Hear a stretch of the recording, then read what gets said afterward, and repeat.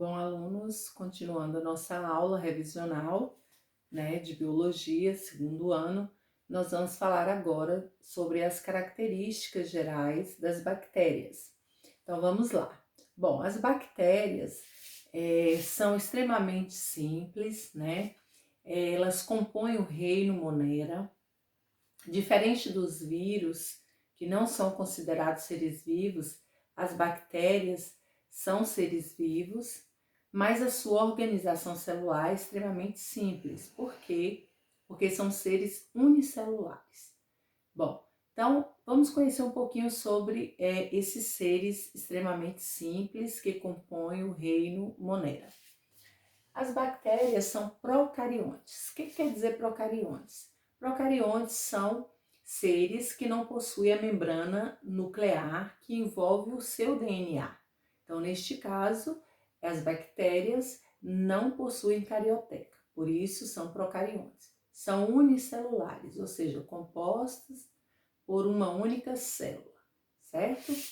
Bom, elas podem ser autótrofas. Autótrofos são aquelas bactérias que produzem o seu próprio alimento. Podem ser fotossintetizantes quando elas têm a cor esverdeada ou azulada, e aí elas captam a luz solar e é capaz de produzir o seu próprio alimento, sintetizar o seu próprio alimento. E as autótrofas quimiosintetizantes, elas fazem a quimiossíntese. Por exemplo, elas estão ali na matéria orgânica, morta, e a partir dali ela sintetiza o seu próprio alimento. Bom, mas existem as heterótrofas. Então, autótrofas produzem o seu próprio alimento e as heterótrofas se alimentam de outros meios. Por exemplo, as bactérias saprófilas. As saprófilas são bactérias que vivem em material em decomposição. Por exemplo, carne podre, restos de animais que morreram, restos de plantas que morreram, restos de alimentos que jogamos fora. Então, as saprófilas são bactérias heterótrofas que se alimentam desses materiais orgânicos em decomposição. As bactérias parasitas são bactérias que parasitam um organismo vivo e lá provocam doença. Então, elas vivem lá, se alimentam daquele espaço, mas também provocam doenças aos seres que são hospedeiros dela. As simbiontes. As simbiontes são as bactérias boas. Por quê? Porque, por exemplo, elas estão num ambiente e ao invés de provocar doenças, elas devolvem algo para aquele organismo. Por exemplo, as bactérias que vivem no intestino humano, elas se alimentam dos restos alimentares, que nós ingerimos e em troca fabricam a vitamina K e a vitamina B12 que nós não conseguimos ingerir pela dieta alimentar. Então, as vitaminas K e B12 são as bactérias simbiontes que vivem no intestino humano que produzem. Outra coisa importante falar das bactérias. A maioria são aeróbias, ou seja, elas precisam de oxigênio para realizar suas atividades vitais. Mas existem algumas que são anaeróbias, ou seja, elas não necessitam de oxigênio, são chamadas as bactérias estritas obrigatórias. Por exemplo, a bactéria do tétano, a bactéria que provoca o botulismo, são bactérias que não necessitam de oxigênio. Elas no ambiente, sem oxigênio, elas conseguem fazer a sua reprodução, a sua sobrevivência. A do botulismo, todo mundo viu, se esconde dentro de alimentos enlatados, por exemplo, que é o botulismo alimentar, e ela decompõe aquele alimento e acaba fazendo as suas atividades vitais ali, se alimentando naquele espaço. E a do tétano, ela sobrevive embaixo do ferrugem, e se a pessoa fere com esse objeto cortante, cheio de ferrugem, pode contrair o tétano. Bom, outra coisa importante para a gente falar é a importância das bactérias, ou seja, quando a gente fala da importância das bactérias, a gente também pretende com isso desmistificar uma ideia errônea de que bactéria é só coisa ruim. Não, as bactérias também têm a parte positiva. Como a gente falou aqui, né, sobre as simbiontes que vivem no intestino humano e que produzem as vitaminas K, B12, que são importantes para os humanos e que eles não conseguem, que nós não conseguimos pela dieta alimentar adquiri-las. Bom, então elas atuam como, né, decompositoras da matéria orgânica. Pensa aí que tudo que morre ou tudo que a gente excreta, né, xixi, fezes, eliminamos, né, aquilo do nosso organismo, se não tivesse as bactérias como decompositoras. Então, elas atuam na decomposição da matéria orgânica e isso para manter o equilíbrio do meio ambiente. Então, um aspecto positivo. Outro, a fermentação. Por exemplo, a fermentação de bolo, a fermentação de laticínios, né? Que são os lactobacilos, coloca lá para fazer queijos, iogurte, né? A biotecnologia, por exemplo, na fabricação da insulina artificial, né, que as pessoas que têm diabetes têm que tomar, injetável, usa-se bactérias para produzi-las. Então, é utilizada como biotecnologia as bactérias. Como bioinseticida, como assim? Ao invés de colocar agrotóxico para combater uma determinada praga, usa-se bactérias para eliminar suas toxinas e assim matar as pragas. Ciclo do nitrogênio. O gás nitrogênio é o gás que tem maior quantidade na atmosfera. Nós precisamos de nitrogênio, só que a gente não consegue absorver o nitrogênio como nós fazemos com o oxigênio. Então, o nitrogênio da atmosfera, ele passa por um processo de quebra de substâncias em nitritos e nitratos. Quem faz isso para que o ciclo do nitrogênio seja utilizado pelos seres vivos e retorne à atmosfera, um ciclo contínuo, são as bactérias nitrificantes e desnitrificantes. Então, essas são algumas das utilidades que as bactérias têm, né, aproveitando para desmistificar a ideia de que bactérias são coisas ruins. Então, essas são algumas características gerais das bactérias. Nós vamos falar agora sobre as principais bacterioses ou doenças provocadas por bactérias, características, né, agentes etiológicos, como vocês fizeram numa pesquisa, numa atividade encaminhada anteriormente.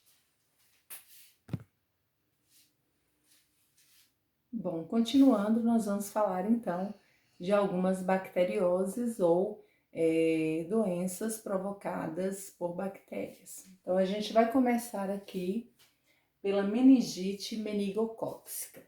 Então, a meningite, ela é provocada, né, a meningite bacteriana, ela é provocada pela bactéria, né, da espécie Neisseria meningitidis, certo? Sintomas da meningite: febre, dor de cabeça, rigidez no pescoço, mal-estar. Transmite-se por vias respiratórias, né? Então, secreções do nariz, da boca, transmitem. E é extremamente contagiosa.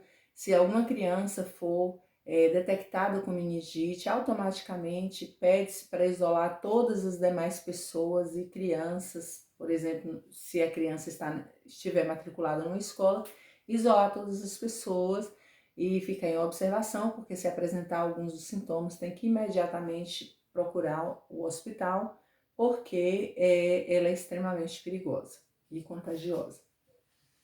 Bom, tratamentos são à base de antibióticos. Lembrando que viroses não é tratada com antibiótico, né? Líquidos,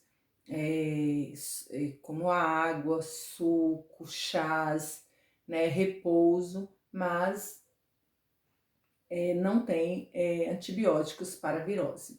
Antibióticos são para doenças bacterianas.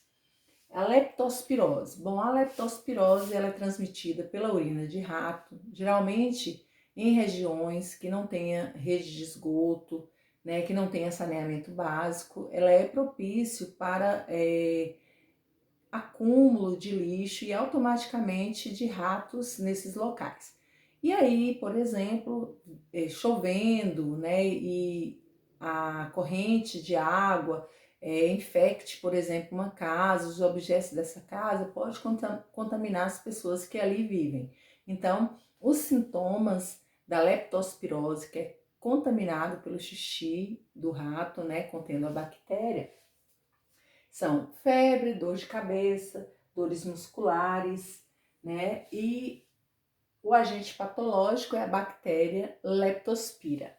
Bom, tratamento tendo algum desses sintomas, em decorrência, por exemplo, dessas enchentes que invadiu a casa e que possivelmente a pessoa pode ter, né, tido contato com xixi de ratos desses seres, ela tem que imediatamente se hospitalizar para um tratamento adequado, senão pode vir a óbito também.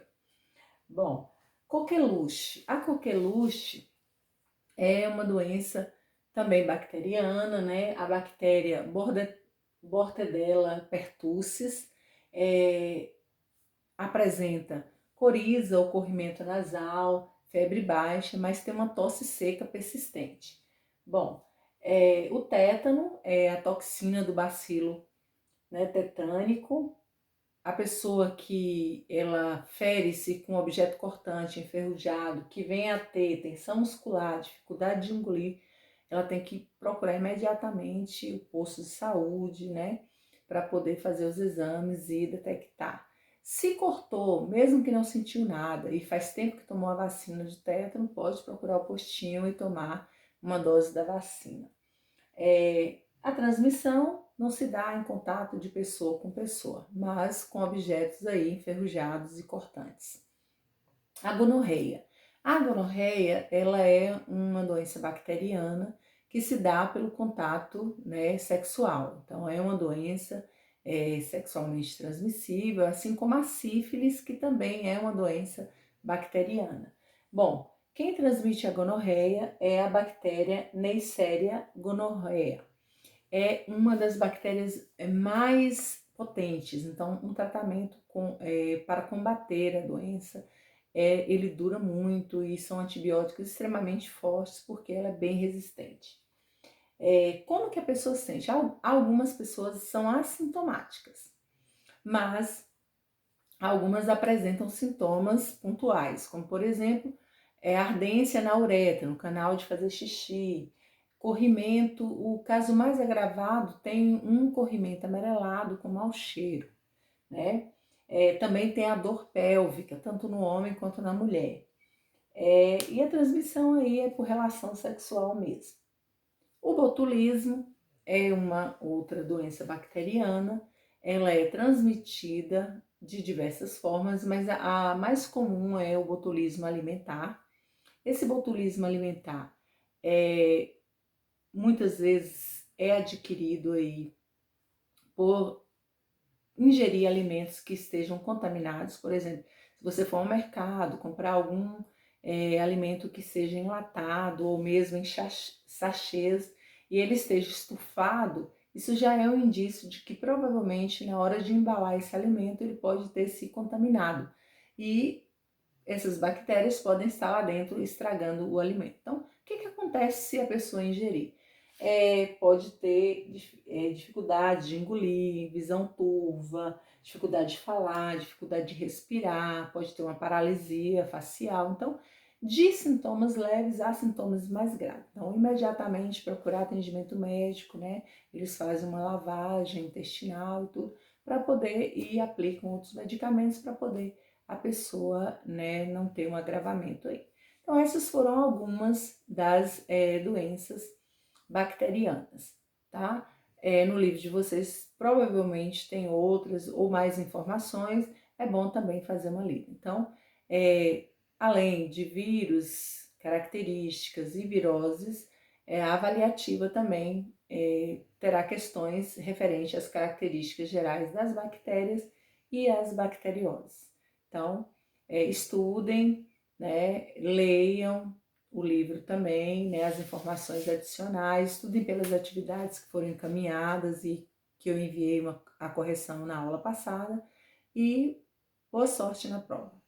Bastante atenção para que vocês respondam tudo direitinho.